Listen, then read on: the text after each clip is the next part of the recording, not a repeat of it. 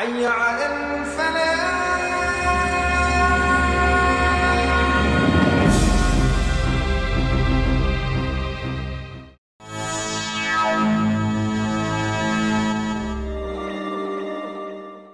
Assalamualaikum warahmatullahi wabarakatuh.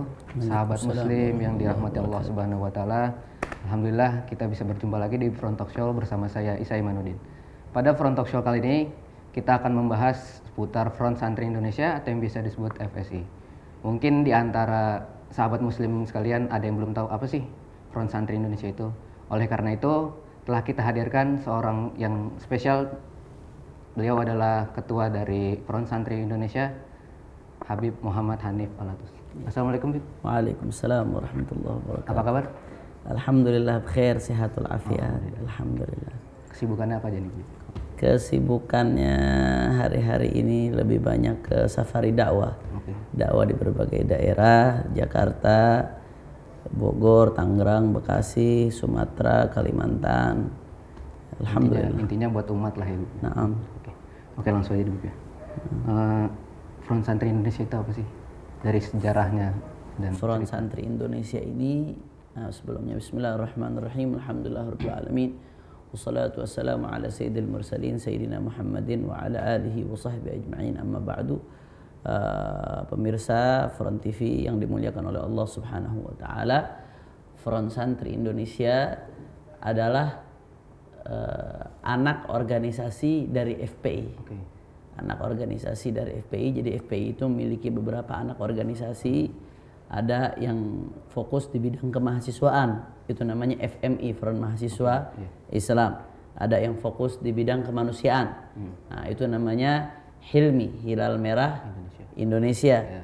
Ada juga yang fokus di bidang santri, yaitu Front Santri Indonesia. Dan kebetulan Front Santri Indonesia ini anak paling bontot, anak paling muda FPI, yang paling baru. Jadi Front Santri Indonesia adalah wadah untuk kaum santri. Saat ini santri di sini mencakup daripada santri di sini mencakup daripada santri pondok pesantren atau pelajar madrasah. Karena pelajar madrasah itu dinamakan juga sebagai santri.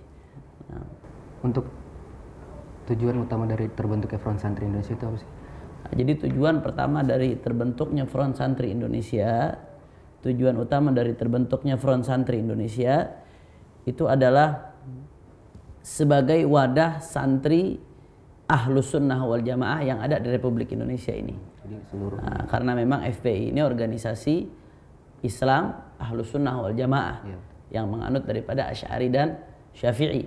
Tujuan daripada adanya Front Santri Indonesia untuk bisa menjadi wadah santri-santri Ahlus Sunnah wal Jamaah yang ada di Republik Indonesia ini. Karena kenapa kita adakan yang namanya Front Santri Indonesia?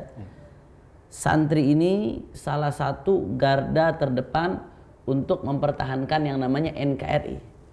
Itu santri.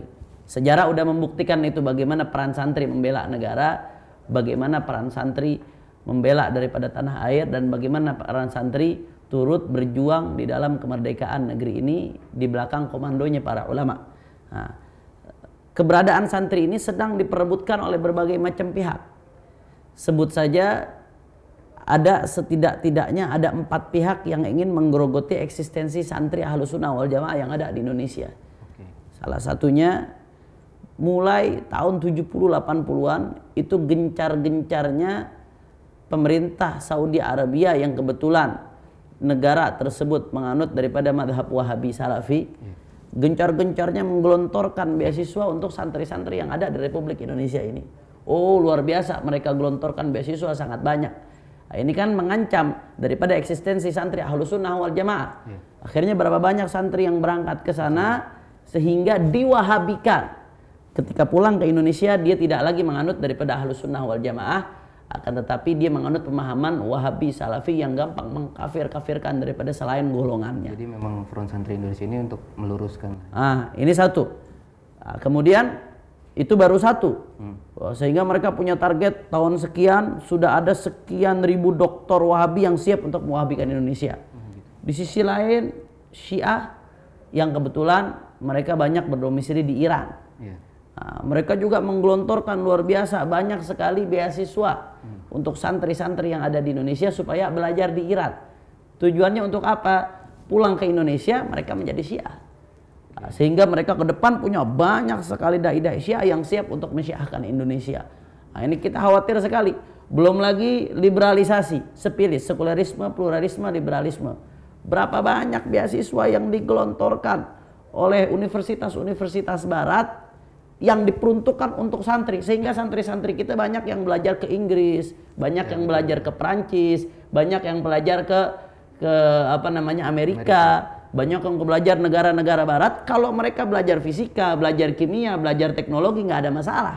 Tapi permasalahannya justru ke Eropa belajar agama Islam, belajar tafsir, belajar hadis dari dosen-dosen yang nggak beriman sama Allah, dari orang orientalis, akhirnya pulang membawa pemahaman liberal, membawa pemahaman sekuler yang memisahkan antara agama dan negara. Nah, ini mengancam eksistensi santri. Berapa banyak, khususnya anak-anak kiai diberangkatkan. Sebut saja Ulil Absor Abdallah, itu kan keluarga kiai, santri, notok, kalau bahasa Jawanya santri gote.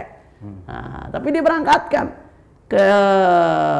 ke barat, akhirnya pulang jadi liberal, mendirikan JIL, Jaringan Islam Liberal, dengan berbagai macam pemikirannya yang nyeleneh, yang menyimpang. Ini kan basisnya santri. Sebut saja Abdul Muqsid Ghazali. Nah, Abdul Muqsid Ghazali begitu juga. Itu kan basicnya santri, murid daripada Kiai Haji Afifuddin Muhajir. Ternyata diseret untuk jadi liberal. Kita adakan Front Santri Indonesia untuk betul-betul menjadi wadah bagi para santri supaya terus istiqamah di atas jalur Ahlus Sunnah wal Jamaah. Jadi memang visi dari Front Santri Indonesia itu untuk itu ya tadi. Nah, dan kedepannya mereka bisa terus berjuang baik dalam dakwahnya atau hisbahnya dan dalam jihadnya sesuai dengan visi misi daripada didirikannya Front Pembela Islam. Karena FSI ini kan anak dari FPI, nggak bisa terpisah visi misinya dari FPI. Nah, jadi untuk dari misinya sendiri nih, dari FSI ini gimana untuk merealisasikan visi yang ada? Visi untuk merealisasikannya. Nah, adapun untuk merealisasikan visi misi daripada FSI, yang pertama yang perlu kita tahu tadi, perlu kita garis bawahi, FSI ini masih seumur jagung. Iya, betul. Kalau diibaratkan masih anak bayi. Anak bayi kan makanannya otomatis nggak seperti orang dewasa. Ya, orang dewasa kan udah bisa makan segalanya, gado-gado, nasi kebuli, nasi uduk. Anak bayi kan masih terbatas sama yang namanya ASI, masih terbatas yang namanya bubur bayi. Artinya FSI sebagai anak yang masih usia dini tentu bergerak sesuai dengan ukurannya. Nah, untuk saat ini yang kita lakukan, karena kita masih pembentukan, kita masih dalam tahap penggodokan dasar-dasar daripada FSI. Kayak kemarin kita melakukan Munas. Dari Munas itu lahirlah ADART FSI, kemudian lahirlah kepengurusan pusat FSI. Dan saat ini karena kita masih tahap pembentukan, tentunya saya fokus pada konsolidasi ke daerah-daerah untuk pembentukan daripada FSI. Terus untuk pemilihan, jadi fokus di pelebaran sayap dulu. Oke. Jadi untuk struktur organisasinya gimana? Struktur organisasi itu sendiri untuk di pusat ada ketua umum, wakil ketua umum, sekretaris umum, wakil sekretaris umum, bendahara, dan ada bidang-bidang. Termasuk salah satunya bidang pendidikan, karena kan santri ini fokusnya di pendidikan.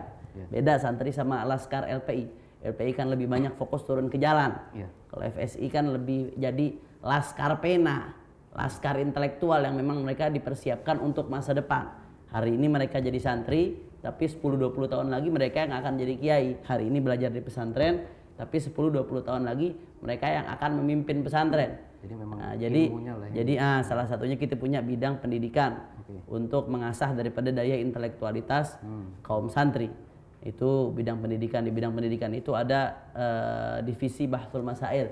Karena memang kalau bicara mahasiswa itu kan mungkin wadah yang mempersatukan mahasiswa atau forum-forum mempersatukan mahasiswa itu kan mungkin seperti seminar-seminar atau temu kangen, tepung kangen dan lain sebagainya. Saya kurang paham dunia permahasiswaan karena saya kuliahnya pun di Yaman itu kuliah rasa santri. Kuliahnya kuliah rasa santri. S1 saya S1 rasa santri. S1 pun di Indonesia dulu pernah, S1-nya di pesantren. Jadi S1-nya pun rasa santri. Jadi kita punya yang namanya divisi Bahsul Masail. Divisi Bahsul Masail itu cukup efektif untuk mempersatukan santri karena Bahsul Masail identik dengan namanya santri. Ada berbagai divisi-divisi lainnya yang tentunya berkaitan dengan dunia kesantri seperti hubungan lintas pesantren untuk menjadi perekat daripada pesantren-pesantren yang ada. Oke, baik. Kayaknya perbincangannya bakal makin menarik nih. Insya Allah. Oke, sahabat muslim, kita break sejenak karena masih akan ada pembahasan lanjut lagi di Front Talk Show. Jadi jangan kemana-mana, tetap di Front Talk Show.